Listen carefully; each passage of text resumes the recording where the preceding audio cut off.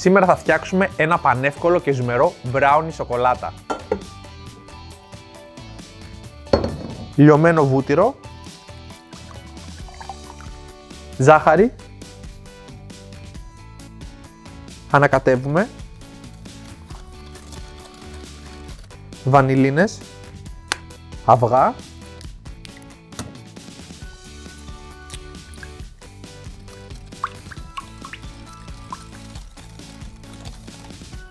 λιώνουμε τη σοκολάτα στα μικροκύματα.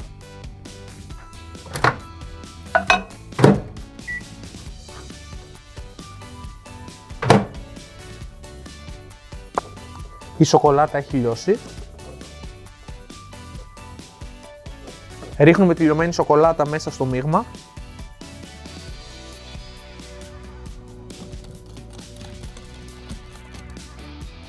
Κακάο.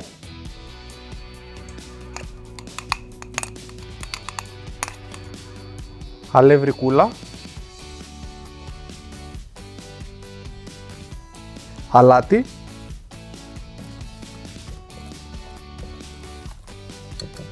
Θα προσθέσουμε σπασμένη κουβερτούρα ή σταγόνες σοκολάτας. Και τώρα είμαστε έτοιμοι να το βάλουμε στο ταψί.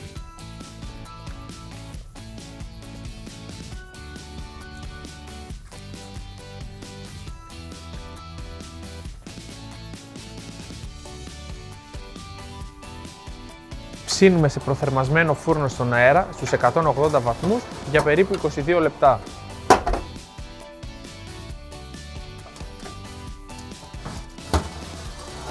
Το μπράουνι είναι έτοιμο και το αφήνουμε να κρυώσει τελείως.